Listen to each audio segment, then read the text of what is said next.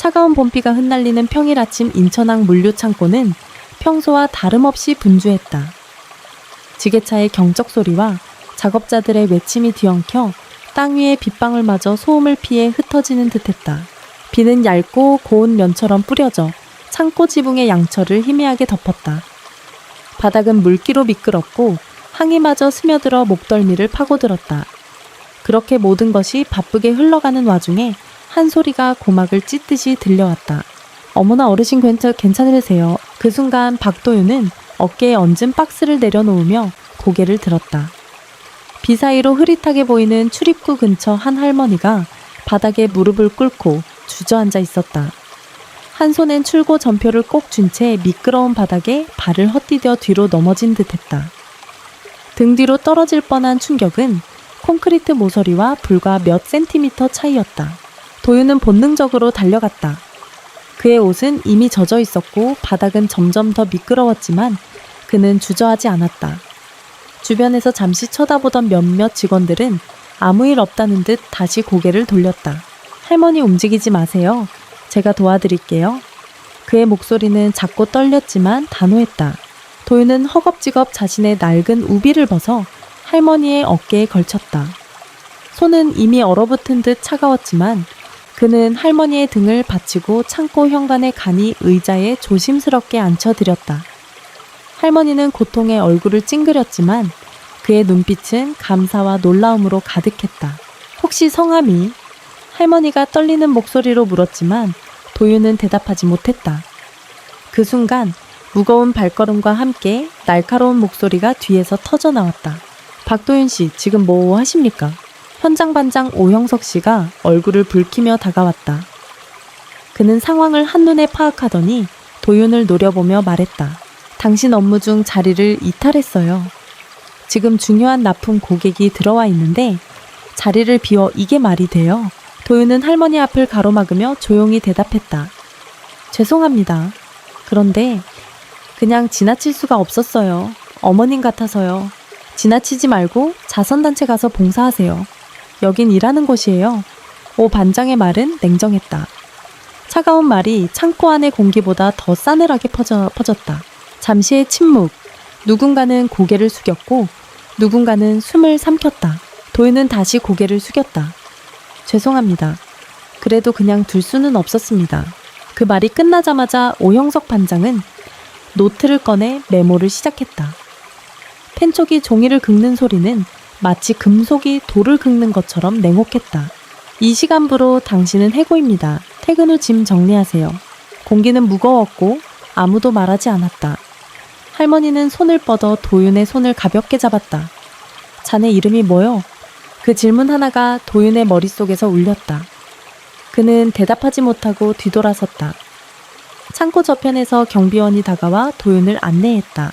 그날 빗속에서 울려 퍼지던 외침과 한 노인의 손길은 그의 인생의 모든 기준을 뒤바꿔 놓기 시작했다.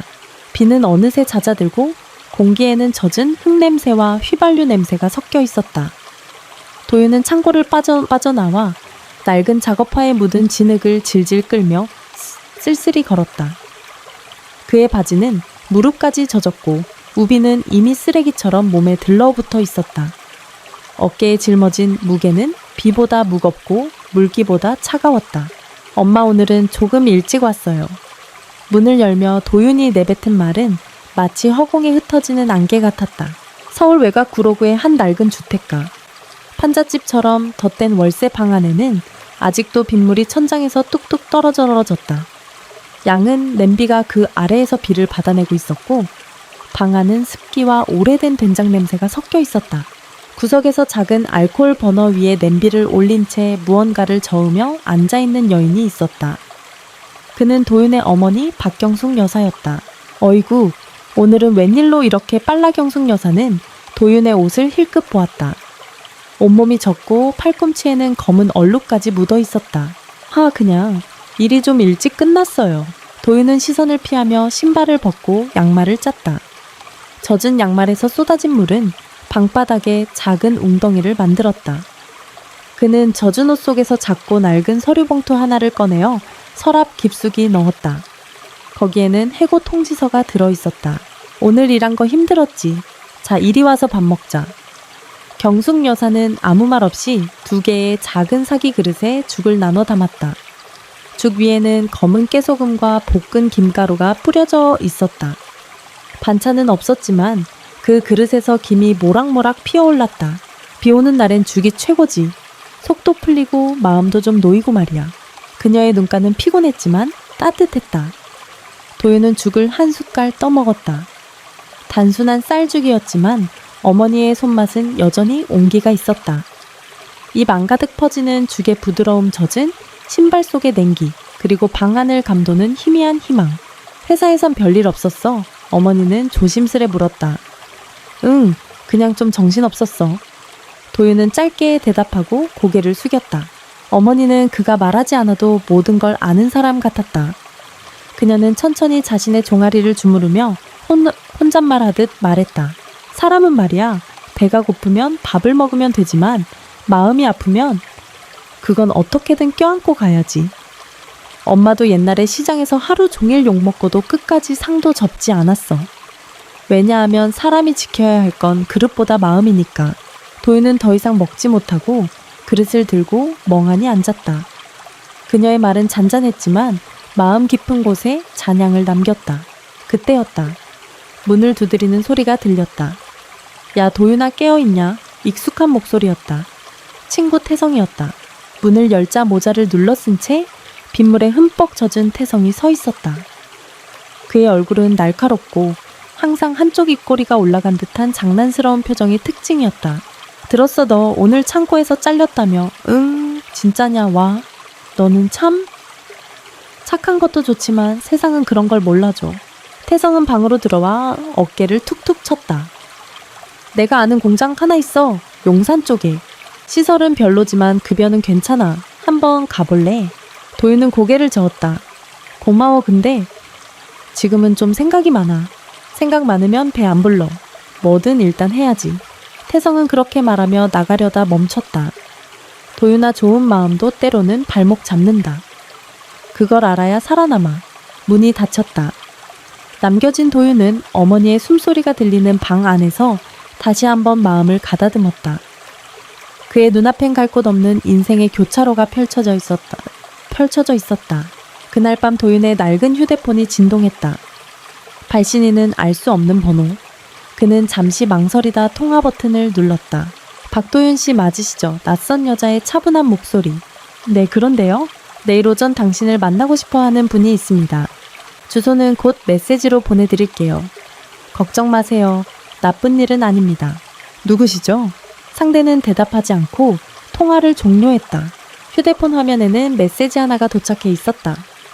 오전 8시. 검은 차가 당신을 데리러 갑니다. 늦지 마세요. 도윤은 천장을 올려다보았다. 빗물 얼룩이 섬처럼 번져 있었다. 하지만 오늘 그는 물러서지 않기로 마음먹었다. 그 얼룩이 어떤 땅으로 인도할지는 아직 몰랐지만 이제 그는 가보려 한다. 그 다음날 아침 인천 외곽의 한 조용한 골목에 이른 아침 햇살이 비추기 시작했다. 항상 시끄럽던 동네는 오늘따라 유난히 정적이었다. 쓰레기차 소리도 아이들 울음도 들리지 않았다. 작은 원룸촌 한가운데 낡은 외벽과 오래된 샤시 창문 사이에서 한 남자가 고개를 내밀었다. 박도윤 눈 아래에는 밤새 뒤척인 흔적이 고스란히 남아있었다. 도윤아, 어머니 경숙 여사가 부엌에서 부르는 소리에 도윤은 대답도 없이 세수대를 들고 나갔다. 하지만 문을 나서는 순간 그는 멈칫했다. 골목 어귀에 서 있는 것은 낯선 검정색 세단. 차는 흠집 하나 없이 윤기가 흘렀고 검은 선팅 유리창은 안을 들여다볼 수 없었다. 마치 드라마 속 CEO의 차 같았다. 그 순간 차의 창문이 조용히 내려가더니 깔끔한 정장을 입은 남성이 고개를 내밀었다. 박도윤 씨 맞으시죠? 도윤은 조심스레 고개를 끄덕였다. 저희는 오늘 오전 8시에 당신을 모시기로 한 팀입니다. 준비되셨다면 출발하겠습니다. 그 말을 들은 주변 이웃들은 웅성거리기 시작했다. 어머, 저게 누구 차야? 도윤이 걔 아니야. 어제 창고서 잘렸다던데? 도윤은 고개를 푹 숙이고 어머니에게 작게 말했다. 엄마, 금방 다녀올게요. 어디 가는 건진 나도 잘 몰라요. 경숙 여사는 아무 말 없이 아들의 어깨를 한번 토닥였다. 그 손길엔 말보다 깊은 신뢰가 담겨 있었다. 차는 도심 쪽으로 조용히 출발했다. 운전기사는 불필요한 말을 하지 않았고 음악도 흘러나오지 않았다. 창밖으로 스치는 전봇대 신호등, 그리고 거리마다 이어지는 사람들의 일상은 도윤과는 점점 멀어져 갔다. 이 차 안에 있는 내가 맞나? 도윤은 속으로 든 대화였다. 손은 여전히 거칠고 손톱 아래엔 전날 박스를 들던 때 묻은 흔적이 남아 있었다. 30여 분 후 차량은 강남 한복판에 위치한 유리로 둘러싸인 고층 건물 앞에 멈췄다. 건물 앞에 적힌 로고엔 청명그룹이라는 이름이 빛나고 있었다. 여기서 내리시면 됩니다. 안내 도우미가 기다리고 있을 겁니다. 기사는 공손히 인사했다.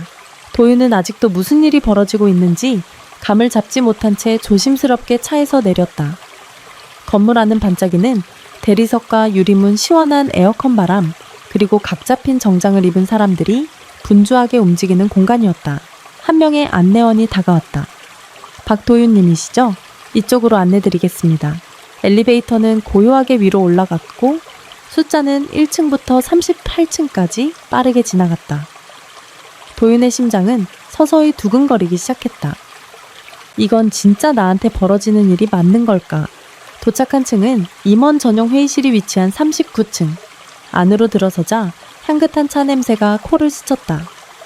실내는 단정하고 조용했으며 유리창 너머로는 서울 도심의 스카이라인이 한눈에 들어왔다. 그리고 그 자리엔 낯익은 얼굴 하나가 그를 기다리고 있었다. 전날 창고에서 넘어졌던 그 할머니, 이번엔 단정한 한복 차림에 머리를 단정히 묶은 모습이었다. 그녀는 도윤을 보자마자 미소 지었다. 왔구나. 어제 일은 내가 절대 잊지 않을 거야. 그녀는 바로 이윤희 회장 청명그룹의 명예회장이었다. 도윤씨, 어제 나를 도운 일 때문에 해고당했다고 들었어. 미안하구나. 그게 네가 받아야 할 대가는 아니었는데. 도윤은 입을 떼지 못했다. 그저 고개만 조심스레 끄덕였다. 그 순간 회의실 문이 다시 열리고 한 남성이 들어왔다. 짧게 다듬어진 머리 짙은 눈매, 푸른 셔츠에 베이지색 정장을 입은 중년의 남자. 안녕하십니까? 저는 이 회장님의 아들, 그리고 청명그룹 대표 이태준입니다.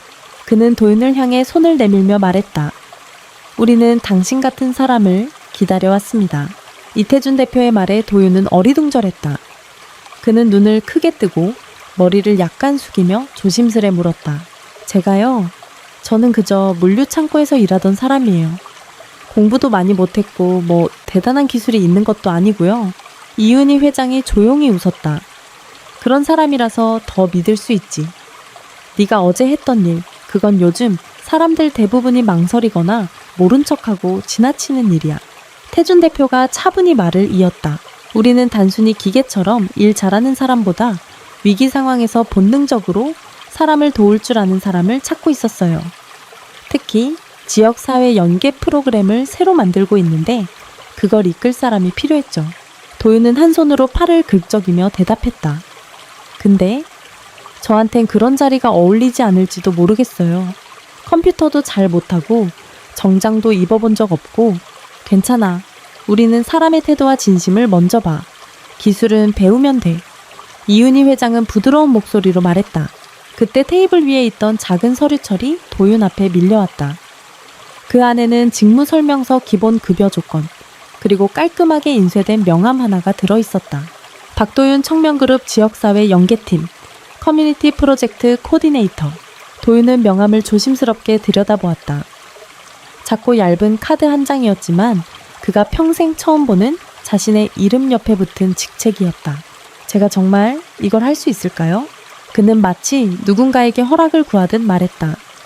그러자 태준 대표가 조용히 웃으며 말했다. 시작은 작아도 돼요. 중요한 건 그 자리에서 끝까지 사람을 생각할 수 있느냐는 거죠.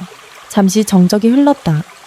도윤은 명함을 들고 눈을 감고 한숨을 쉬었다가 천천히 고개를 들었다. 제가 잘할 수 있다고는 못하겠지만 정말 누군가에게 도움이 될 수 있다면 한번 해보고 싶습니다. 좋아. 그럼 내일부터 출근이야. 이윤희 회장은 조용히 찻잔을 들며 말했다. 참 너희 어머니에 대한 복지도 우리가 책임질게. 건강검진부터 보험까지.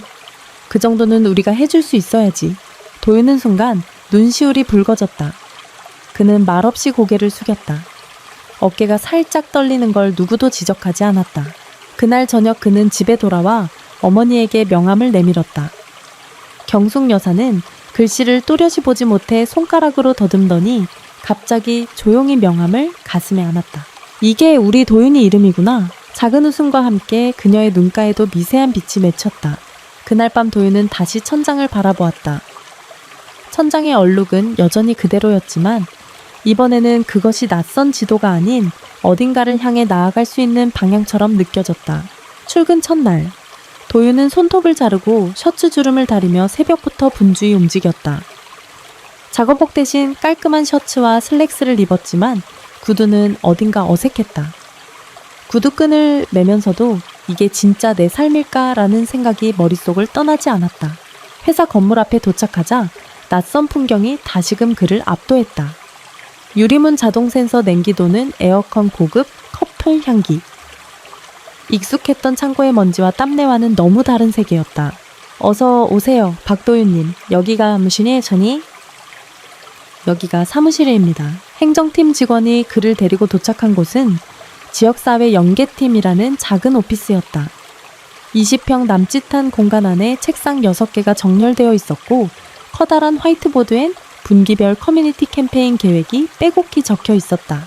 여기 8번 책상이 도윤 씨 자리예요. 책상 위엔 노트북, 머그컵, 펜고지, 그리고 도윤의 이름이 인쇄된 명찰이 놓여 있었다. 그는 조심스럽게 자리에 앉았다. 마치 값비싼 가구에 실수로 손을 댄 듯 조심스러웠다. 그때 옆자리에서 누군가가 조용히 다가왔다. 안녕하세요. 저는 강혜빈입니다. 같은 팀이에요. 단정한 옷차림에 똑 부러진 말투를 가진 여성. 강혜빈은 웃지 않았지만 눈빛만큼은 따뜻했다. 저희 팀은 전부 현장 경험이 많거나 지역 활동 경험 있는 분들이에요. 잘 오셨어요. 도윤은 당황해 잠깐 말을 잊었다가 어색하게 고개를 숙였다. 잘 부탁드립니다. 오전 업무가 시작되고 도윤은 노트북을 열었다. 하지만 화면에 뜬 로그인 창부터 막막했다. 아이디는 메일에 있던 대로 입력했는데 비밀번호는 기억이 나지 않았다. 몇 번을 틀리고 나자 계정이 잠겨버렸다. 조용히 숨을 들이쉬고 손을 무릎에 얹었다. 뒤에서 웅성대는 소리, 누군가 웃는 소리. 그 어떤 것도 자신을 향한 게 아님을 알면서도 마음은 구겨졌다. 도윤 씨 로그인 문제예요. 강혜빈이 다시 다가왔다. 제가 시스템 담당이라 도와드릴게요. 처음이면 다들 헷갈려요. 그녀는 노트북 앞에 앉아 몇 번의 키보드 소리만으로 문제를 해결해 주었다. 다 됐어요. 그리고 사내 교육자료 폴더도 열어봤으면 좋겠어요. 오늘은 천천히 익히세요. 도윤은 가볍게 고개를 숙였다. 그가 바라본 모니터 속 엑셀 파일, 이메일 화면, 계획표. 모두 낯설었지만 이제는 도망치고 싶지 않았다. 점심시간이 되자 직원 대부분은 외부로 식사를 하러 나갔다. 도윤은 어머니가 싸준 도시락을 조용히 꺼내 먹었다. 흰 쌀밥에 계란말이, 김치, 멸치볶음. 소박한 구성인데도 어느 레스토랑보다 따뜻한 맛이었다. 그때 회의실 문이 열리며 이태준 대표가 조용히 들어왔다. 도윤 씨 시간 괜찮다면 잠깐 얘기할 수 있을까요? 그는 서류 한 장을 건넸다. 이건 향후 6개월간 우리가 시도하려는 재기 지원 프로그램 계획안이에요. 직업훈련 지역 연계 소상공인 지원, 그리고 정서적 상담까지 포함된 모델이죠. 도윤은 그 자료를 받으며 고개를 끄덕였다. 근데 제가 어디까지 할 수 있을까요? 태주는 웃지 않고 단단한 어조로 말했다. 할 수 있는 만큼. 대신 그걸 절대 혼자 감당하려 하지 말고 여기 있는 팀원들과 함께 고민해요. 그 말은 도윤에게 큰 위로가 되었다. 창고에선 언제나 혼자였다. 무거운 박스를 들어도 문제를 해결해도 혼자였다. 그런데 지금은 처음으로 함께라는 말을 들었다. 그날 저녁 퇴근길. 도윤은 엘리베이터에 오르다 창문 너머로 저녁 노을을 보았다. 낮과 다른 조금은 익숙해진 풍경 속에서 마음 한구석이 조용히 따뜻해졌다. 그로부터 며칠 뒤 어느 비 오는 아침, 사무실 창밖엔 잔잔한 빗줄기가 유리창을 두드리고 있었다. 도윤은 우산도 제대로 못 말린 채 출근해 셔츠 소매를 연신 닦아냈다. 하지만 그의 표정은 밝았다. 아직 서툴지만 하루하루 적응해 나가는 자신에게 어렴풋한 자신감이 생기고 있었기 때문이다. 그날 도윤은 커뮤니티 지원센터의 물품, 입출고, 데이터를 정리하는 업무를 맡게 되었다. 엑셀 파일 속에 숫자들이 빼곡했고 도윤은 각 행을 하나하나 눈으로 따라가며 확인했다. 이거 수량이 안 맞는데? 도윤은 무언가 이상하다는 걸 느꼈다. 특정 품목에 있고 수량과 실제 출고 기록이 맞지 않았던 것이다. 그는 조심스레 강혜빈에게 다가가 물었다. 혜빈 씨, 이거 혹시 제가 뭘 잘못 본 걸까요?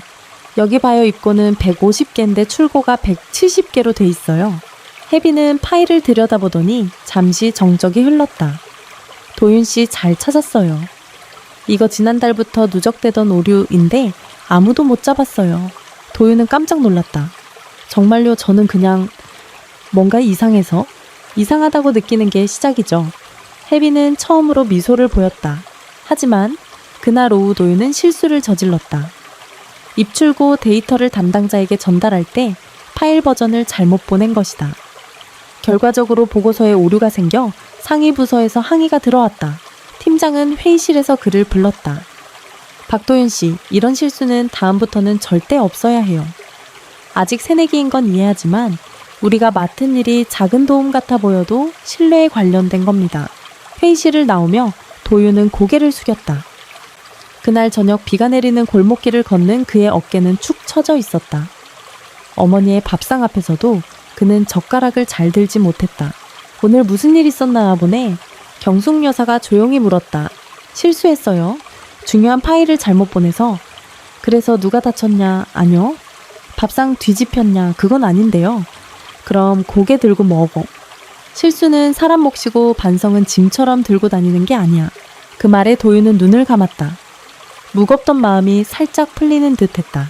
다음날 도윤은 출근하자마자 상위 부서에 정정 이메일을 직접 작성하고 문제가 된 데이터의 수정본을 보냈다. 그는 따로 사과도 하고 담당자에게 전화를 걸어 죄송합니다. 제 실수였어요 라고 솔직하게 말했다. 그날 오후 예상치 못한 일이 벌어졌다. 청명그룹 전체 사내 메일에 이태준 대표의 메시지가 도착한 것이다. 모두에게 알립니다. 어제 발생한 보고서 오류는 내부적으로 바로잡혔으며 그 과정에서 담당자는 즉시 실수를 인정하고 책임을 졌습니다. 저는 그런 태도를 더 높이 평가합니다.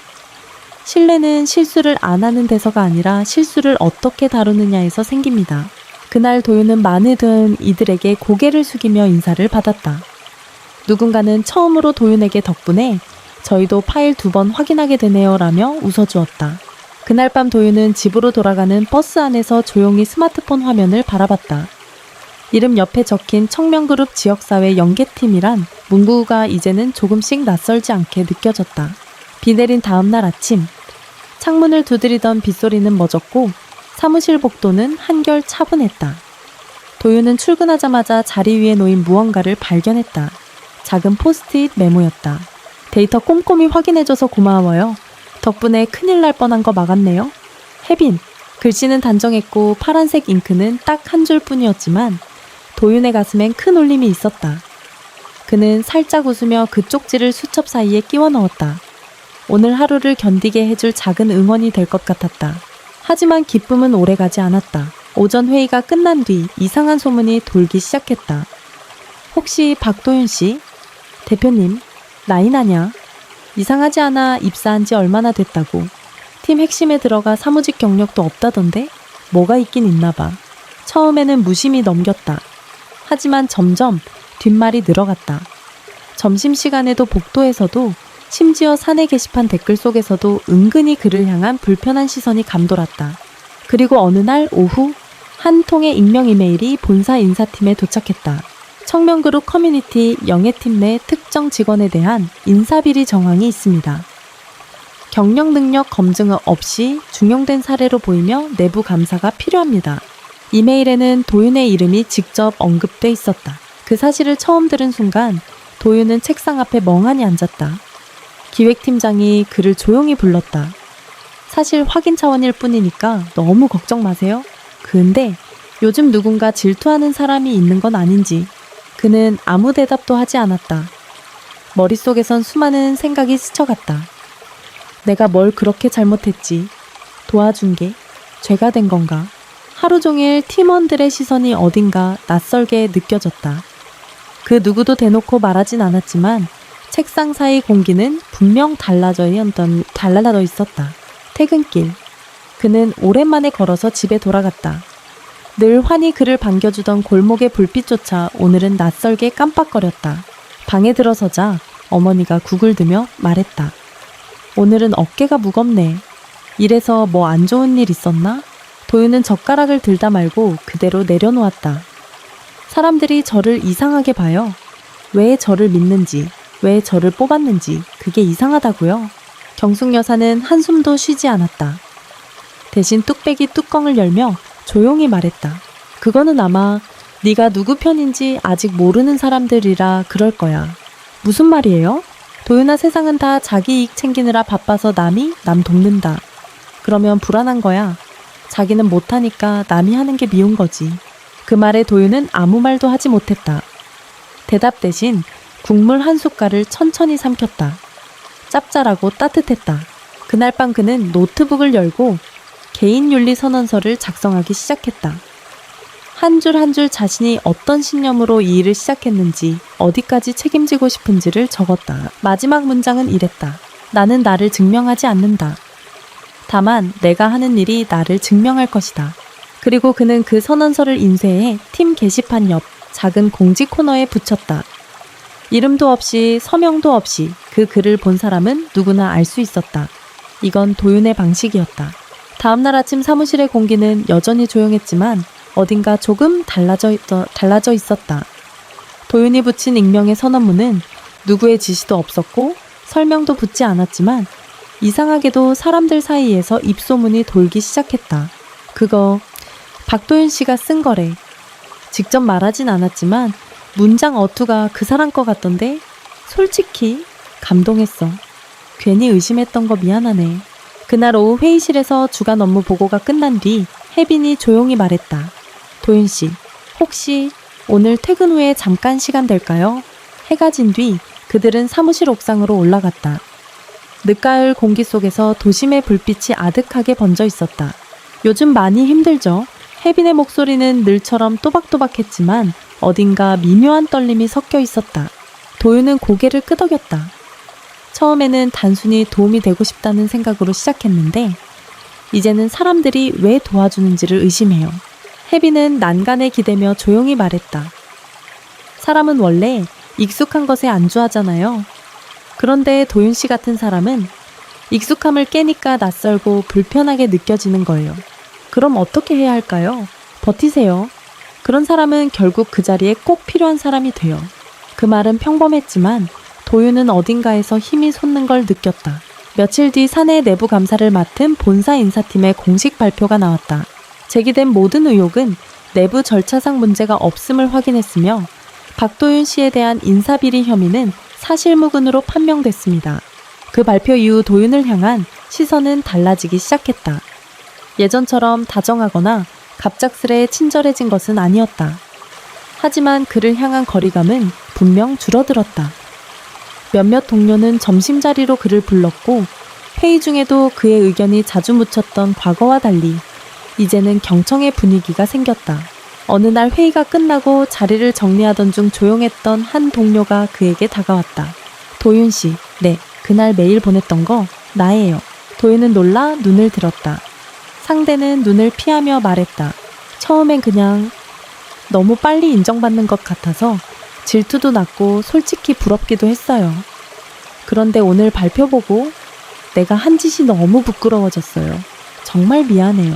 도윤은 한참 말을 이르렀다가 고개를 숙이며 말했다. 그 말 해줘서 고마워요. 괜찮아요. 이해하려고요. 사람이니까요. 그날 퇴근길 그는 습관처럼 노트북을 꺼내 수첩에 다음 문장을 적었다. 사람의 말보다 행동이 행동보다 반복이 신뢰를 만든다. 그는 고개를 들어 하늘을 바라봤다. 구름은 많았지만 그 사이사이로 빛이 스며들고 있었다. 이 이야기를 읽으면서 정말 많은 감정을 느꼈습니다. 작은 선의 하나가 한 사람의 인생을 어떻게 바꿀 수 있는지, 그리고 그 진심이 어떻게 주변을 변화시키는지를 다시금 깨닫게 되었어요.